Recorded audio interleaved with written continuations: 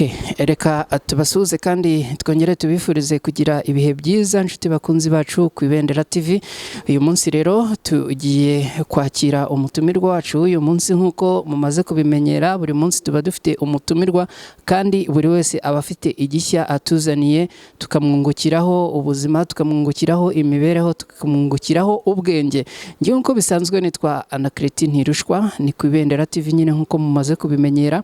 Ndakwibutsa ariko gukora like na subscribe kugira ngo inkuru tubagezaho n'ibyo tubategurira byose bikugereho uri uwa mbere.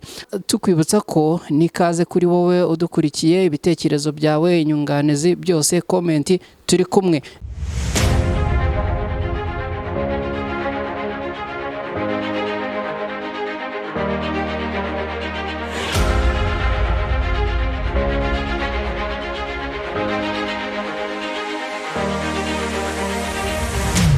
Ikaze ku Ibendera TV. Watangira rero wibwira abadukurikiye kugira ngo bose bakumenye, ubundi tutangire tuganira abamaze kukumenya.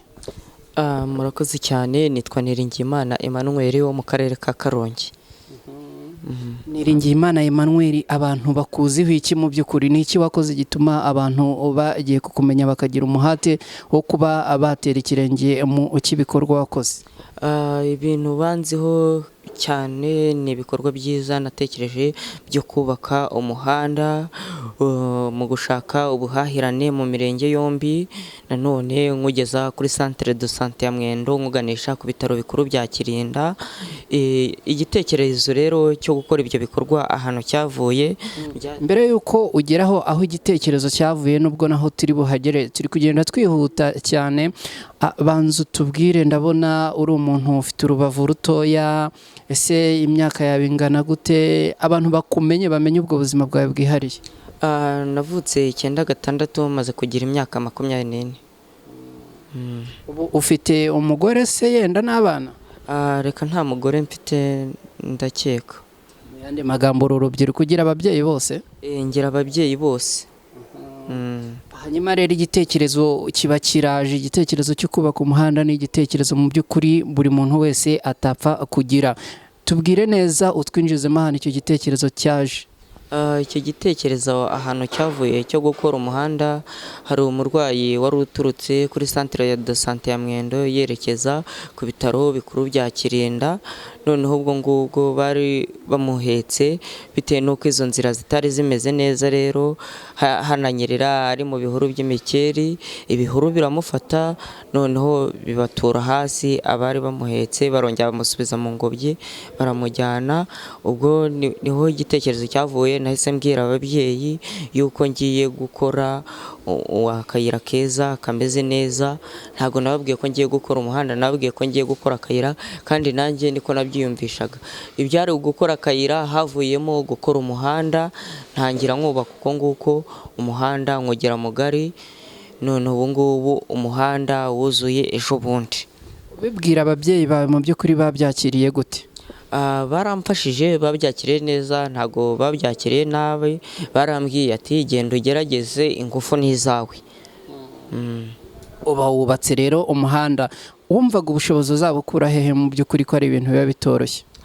Ku bwanjye numvaga nta hantu byava, ariko kubera ko tuba twizeye Imana yo mu ijuru ariyo byose kandi ari nayo ibigena, nuko ati nashimira Imana byinshi yaramfashije. Umuhanda nyine ndawukora uruzura, kandi nkashimira n'umukuru w'igihugu ndetse na RDB banteye inkunga, nkajya kwita abana b'ingagi amazina, bigatuma mbona n'akazi mu yandi makampani atandukanye, nkabasha kurangiza n'ubundi kiriya gikorwa, nubwo hari ubwo hari ibyo ntararangiza gukora.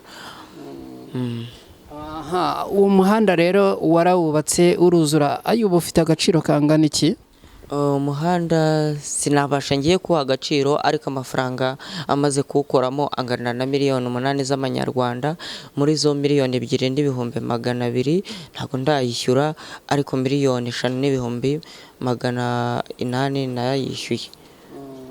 Ubwo waba warayishyuye uyakuye hehe? Nayakuye muri Airtel. ni ukuvuga ngo ayo mafaranga wishyura se ni ay'abantu bagufashije gukora umuhanda cyangwa ni ay'iki? Amafaranga nishyura n'ay'abantu bamfashije gukora umuhanda. Ejo bundi mvuye mu kwita ingagi, umuhanda nahise nongera ndawusubira nkusubiramo ndawukora neza, nkukora amafinishaje ndawuzuza, mpita nkubakira n'ibiraro. Umuhanda kuva ugeze igitekerezo cyo kubaka kugeza wuzuye byagutwaye igihe kingana iki? Byantwaye igihe kingana, ndumva turi 2020 kuva 2015, urumva imyaka 5 irashize. Noneho rero dusangize ku bintu mu by'ukuri umuhanda wageze igitekerezo ugishyira hariya kirubahirizwa, ubu bimaze kukuzanira nyungu ki ku giti cyawe we nk'umuntu wagize igitekerezo? Inyungu umaze kuvanamo mu by'ukuri?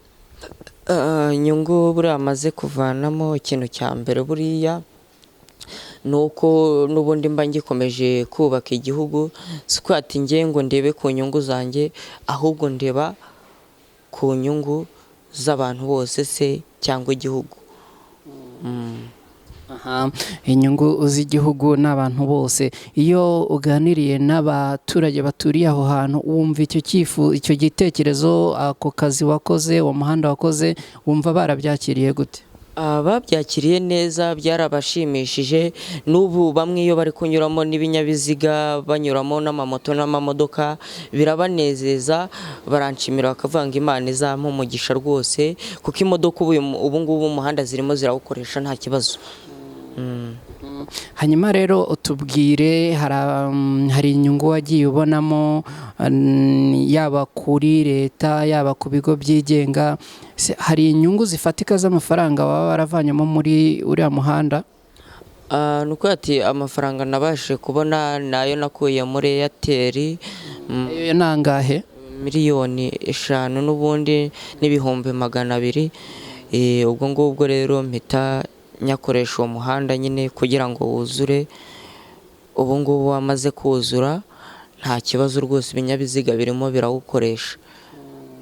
Ugeze no gukomozaho wagiye kwita abana b'ingagi amazina, uretse ibyo nta mafaranga byo byaba byaraguhaye?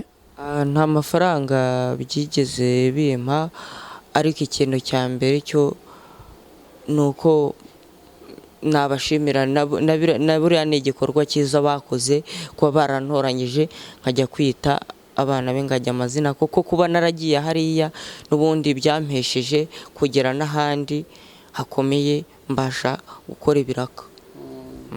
Icyo ni igitekerezo cy'umuhanda rero wagize, urawukora, igitekerezo kigerwaho, ndetse abantu ntago batinya kuvuga yuko cyanakugiriyeho inyungu.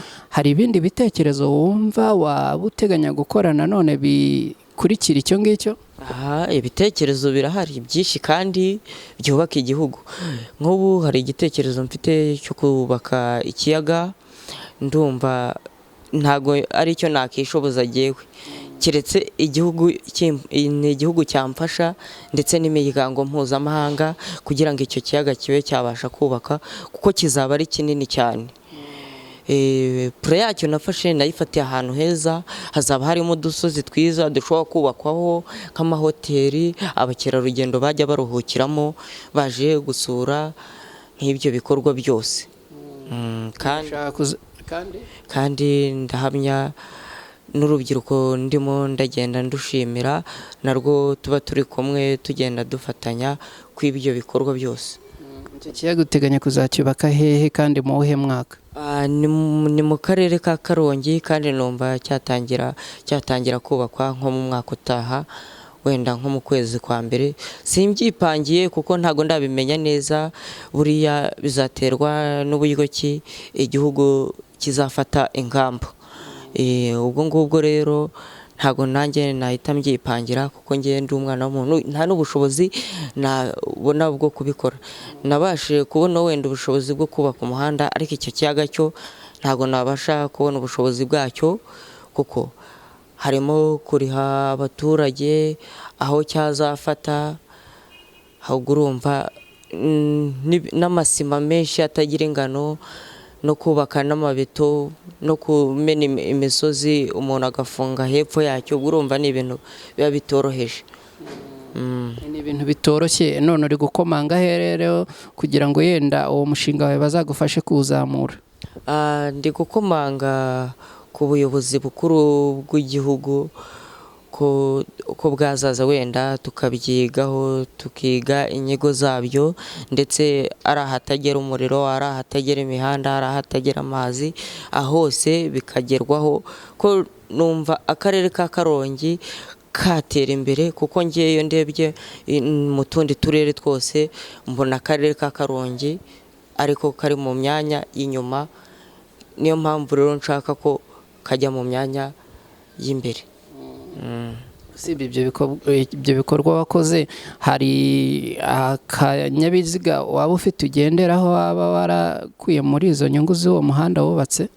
Nta kinyabiziga mfite usibye igare Sine Gerard yampaye, kandi nawe ndamushimira, kandi igare yampaye rigenda bya hatari cyane, kuko mbasha gukora urugendo rurerure rw'ibirometero nka 15 cyangwa 30. Tuguhaye umwanya rero, hari urubyiruko ruguteze amatwi, hari ubuyobozi wavuze yuko nyine hari ibikorwa wimirije imbere kandi ukeneyemo inkunga y'ubuyobozi. Reka uwo mwanya tuwubyaze umusaruro, utambutse ubutumwa ugira n'icyo usaba kubo bireba.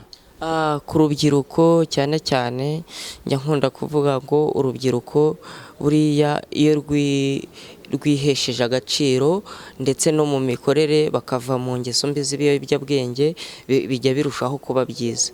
Buriya kenshi njya nkunda kwigira ku mwana bita Wendi Wayine wo mu gihugu cya Kenya, niba ari Kenya sindi kwibuka neza. Yigeze yagatumira yakaka ubutumire perezida mu gihugu cyacu, ngira ngo yigeze kuza agaragariza umukuru w'igihugu uburyo ki akora imikino ngororamubiri, kandi agaragaza n'ukuntu ashaka kuzagira ahazaza, ngo agashaka gukora nk'uko n'ubundi umukuru w'igihugu akora. Umukuru w'igihugu hari byinshi yagiye amwereka agomba kugeraho, ntazacika intege, agaharanira n'ubundi gukomeza gukora neza. Nanjye niyo mpamvu rero ntatazigera ncika intege mu gukora neza, mu kubaka igihugu, mu kugira inama abandi ndetse n'urubyiruko. Urubyiruko rero inama naruha ni uko rwakora iby'amaso y'abantu ashima ndetse n'iby'igihugu gishima. Ubundi murakoze cyane. God bless you. Urakoze nawe, turagushimiye. Thank you so much.